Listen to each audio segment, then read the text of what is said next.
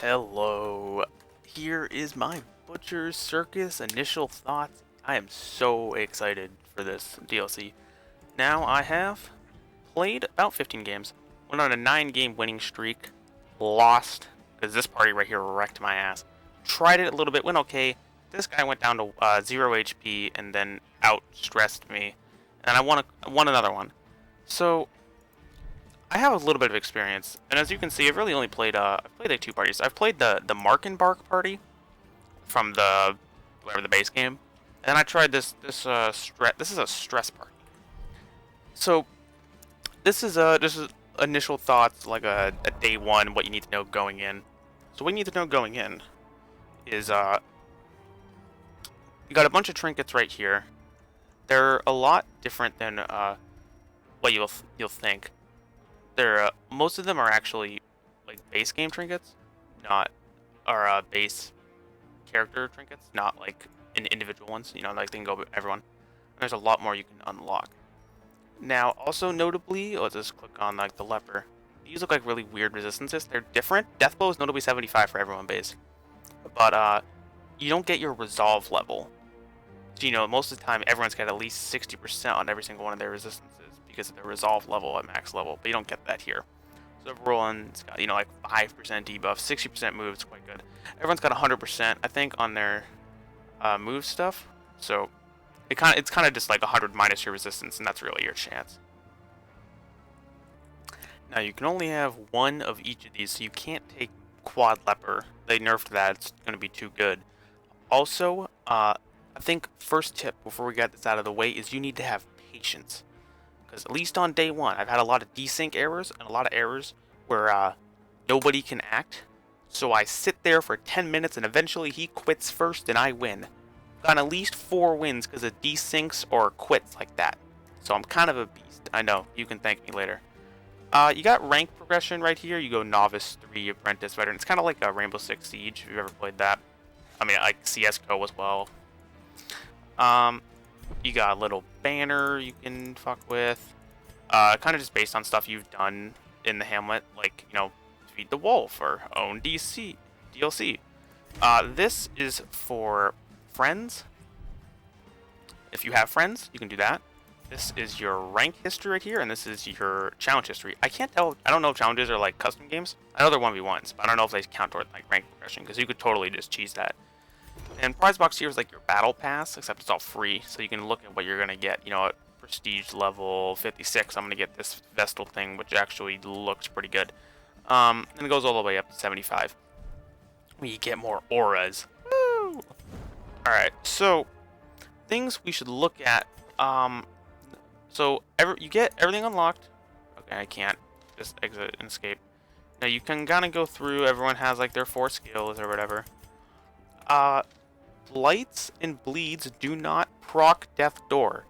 Death's Door, meaning if you're on 0 HP and you have a bleed or blight on you, you will never die because of that bleed or blight. If the game's working as intended, that is. Some guy in Moonlit, whatever the fuck it's called, the modding Discord, said he did, but who knows. So they're quite nerfed, but at the same time they're very, very powerful, especially blight. I believe the only cure to blights I know is Battlefield Med on the Plague Doctor. But the good old-fashioned Arbalist has Cure Bleed, which makes Bleed not as strong. And the Musketeer has she's actually different, very slightly different. But her thing doesn't cure Bleed, gives healing received, like the base game. But one of her trinkets later on will give her Cure Blight. So that is notable. So that actually could be quite nice. I haven't played with everybody. Like I said, I've played with like basically 8 characters, but they're quite nice. So let's go through some of the effects. Death blow dealt chance you can see on the bottom of the skill. So everyone's got 75 death blow resist. So if someone's at 0 HP and they're on death's door, and I hit them, they're at 75%. If I fail, they go down by 15%. So then they're at 60, then you fail and they go down to 45, and it just keeps going down until you kill them. But what this does is means if they're at 70, it's kind of like a fucking blight chance, except that so instead of having at 75, they're now at 55 if you use Wicked Slice. And there's a lot of things that do this, like the Arbalist has a plus 30% versus marked. I believe the best one I know is Finish Him on the Bounty Hunter with plus 50%. Which gives them a 25% base chance. And there's a trinket that gives you another 25% chance, and that's just one you start with. Now, I don't know about the ones you unlock later on. Next, there are stuns. Well, let's look at somebody with a stun. Where's the Hound? The Hound is a stun, which works just like you'd imagine. And then other people, like the Bounty Hunter, have daze. What daze means? So speed actually isn't a factor in this, which makes it really cool, because your characters like the Crusader and the Leper are useful, because they can go first if you want them to. But what daze will do is if you daze some dude, he has to act after everyone who's not dazed. So they kind of have to go last. It doesn't, like, kill their turn, but it makes them go last. Which sometimes is useful, sometimes it's not. Daze isn't, like, overpowered or anything. But, you know, it could be... It's more strategy than just like, no turn for you. I believe the A-Bomb has a stun, the Hound has a stun, the Crusader has a stun. Other people don't though, like Blinding Gas on the Plague Doctor doesn't, and Barbaric Yop also doesn't. Oh, I believe the Vestal has a stun as well, yeah. And now, what you're seeing on some of these is Stress. I thought going in Stress would be useless, but holy shit, Stress parties are actually quite good. So what you have here is on Zealous Accusation. It inflicts stress plus 20. Noxious Blast on the Plague Doctor, another 20. Plus 8. Plus 25. Arbalist has Suppressing Fire, which buffs or debuffs stress taken and minuses stress dealt. There's also Horror, which comes in like the Occultist here, who deals horror over time. And Beaconing Curse is like 30. So there's quite a lot of stress, and stress can be very good, because if you get people afflicted, base, there's gotta be a 0% chance base virtue chance. There's virtue trinkets, but I've never had anyone get virtued on their own. So everyone's gonna get afflicted, then they're gonna start stressing everybody else out, and you get 4 afflicted people, and then it's game over, because you're gonna get heart attacks left, right, and center. So stress parties are quite good. Stress heals come in a lot bigger. You get 25 on Inspiring Cry, you have 15, 88% chance on Cry Havoc, and the Jester is minus 30. Stress is basically just amplified, healed, and done. And a lot of other things do stress, like the Vestal does like 8 with Dazzling Light, Illumination does 10. Hound's Harry is actually useful because it does 12 stress to everybody, so that can be quite nice.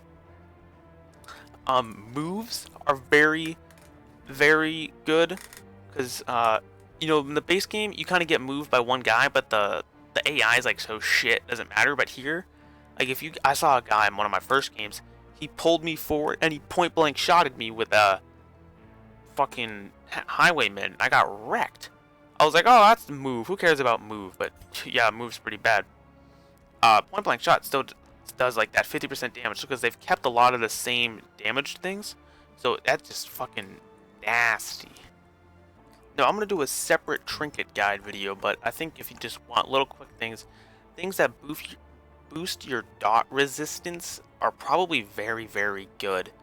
Because that's people like Impale and Plague Grenade. You can't really cure blights unless you want to run a Plague Doctor, but not everything can take a Plague Doctor. Not every comp can do that. So you have no way to really cure blights, which means 40% blight resist. That's fucking fantastic. Conversely, stuff like Deathblow resist really doesn't matter that much, because you can actually just tank Deathblow. And with stuff like plus 50% Deathblow chance, adding 4% isn't gonna do shit to you. Like, you're gonna die anyway. Like 8, not really worth it.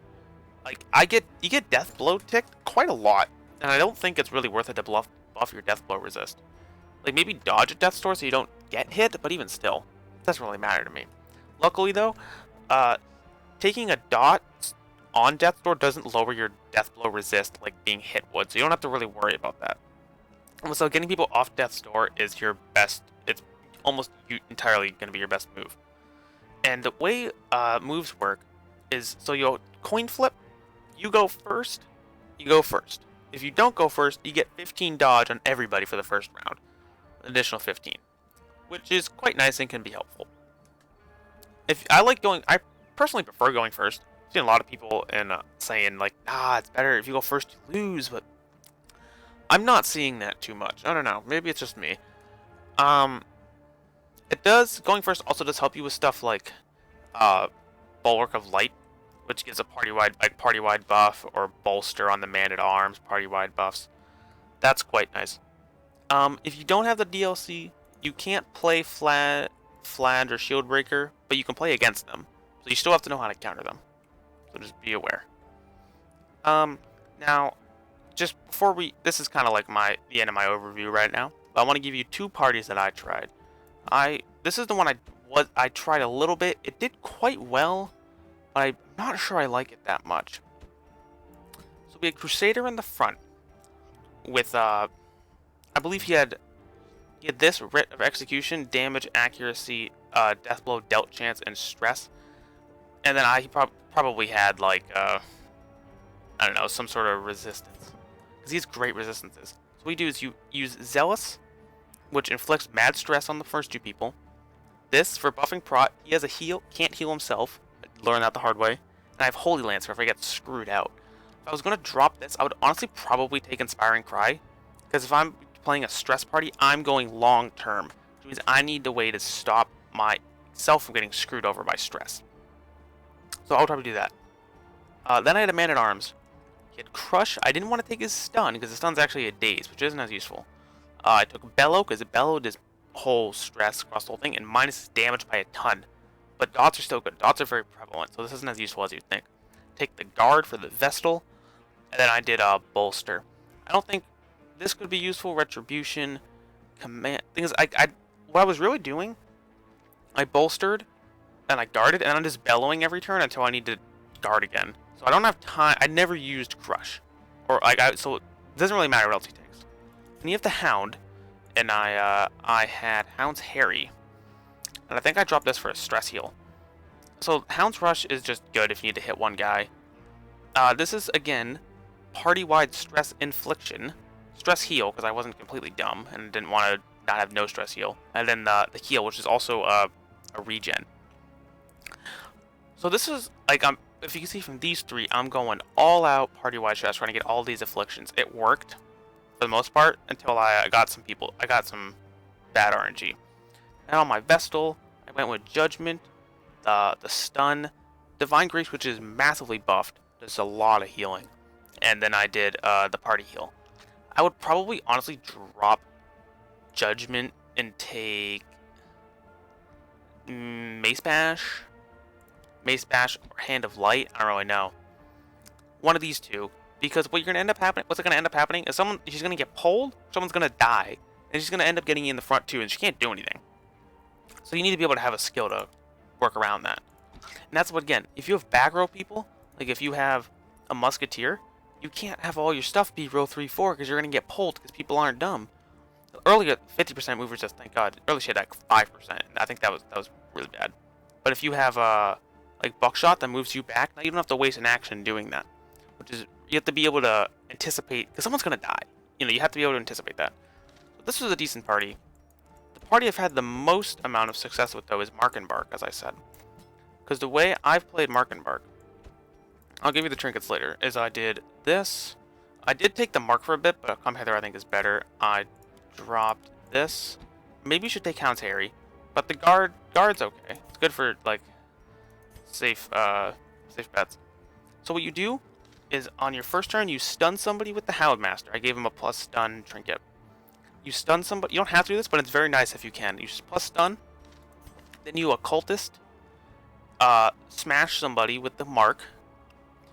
And then you Arbalest them. And then hopefully, if they're dead, which they might be, you finish him. If not, you either uppercut, move somebody back like a Crusader that can't act in rows 3 or 4, or you like collect bounty and you get them. And now if you don't kill them, you're gonna leave them on. Maybe you'll leave them on death's door, but they're not dead. And then their healer's gonna heal. And then what you do, the way to get around that is, if they're on like low HP, what you're gonna do is you're gonna hit them with the Hound. The Hound will get him down. The heal will heal him up. The Arbalest does more damage to marked targets, so then the Arbalest gets him down to 0 again, and then you hit him with the Bounty Hunter. All right, that's the trick right there. Now, what you have to do with this party is you're focusing one guy, so you can't be splitting your attacks, except for the Houndmaster's stun. That works on whoever has the lowest stun resist. You have to kill people in rows 2, 3 first, because the Arbalist can't hit row 1, and the Bounty Hunter can't hit row 4 with Finish Him, those are your two important moves. So you kill some dumbass in row 2 or 3, then you kill the next dumbass in row 2, 3, then you have your 1-4 people left. Focus healers, if you can. Focus people who blight you, because you can heal bleed. The Arbalist can cure bleed. You have a reconstruction, which can sort of work at times. I've gotten 3-0 heals so far. And then you have a self-heal. You have a guard. So there are ways to go against like flagellants. You can do flagellants pretty easy. But like a plague doctor or a shield breaker is even worse, because they do like all sorts of shit. A-bombs are also annoying. There's a trinket in here, if I could find it. Yeah, this. You do blight on attack, which is fucking annoying. So you have to watch out for that. But you just, focus people that you can't deal with. Kill movers. This party sucks when it's moved. Arbalist has Bola to move back 1, but if she gets pulled, she's only good in 3-4. Houndmaster's bad in row 1, he can only stun. Bounty Hunter's not that great in back rows. He's actually okay. This guy's alright. But like, you get out of position, you're pretty fucked. What you'll commonly see is either Arbalist pulled or Bounty Hunter moved back, in which case you're screwed in like both scenarios. So kill people that'll stop your team comp. The other problem with this is stress. This party has no stress heal. I would maybe drop Guard Dog, take Cry Havoc, and then if the fight gets tough, move him back, start stress healing. Or maybe take Hound's Harry, and just, not for stress, but maybe just take Hound's Harry over the Guard. The Guard's like sort of useful. The other problem with this party is it doesn't do any dots. And so if you have high prot, your best dot is fucking Hound's Rush with 2 bleed, which can be cured, like, kinda easily. So there's really not much you can do if people have high prot. I've seen people spam prot, like, on a Leper or on a Crusader. People, like, they already start with prot now because they have armor. So shit like that will really fuck with you. But overall, this is a good party. I would try this out. It worked really well in the beginning, and as I've started getting up to apprentice level stuff, it's not working as well. But I still like it as a party. So definitely try this out. And overall, there's going to be a lot of an evolving meta going on, and stats are going to be changing as people find out that the Man-at-Arms is too strong. So stuff I say now might not have much hope in the future, but keep my same tactics, you know what I mean? Try and focus one guy, get him out, and then you're in an action economy. You have 4-3, kill the next guy, you have 4-2, and then you're alright. You know, you're going to win, because you have stuns, you have heals, and you have action economy, and you're going to win. I wish you all the best of luck. I'll come out with more guides soon, and I'll see you guys around.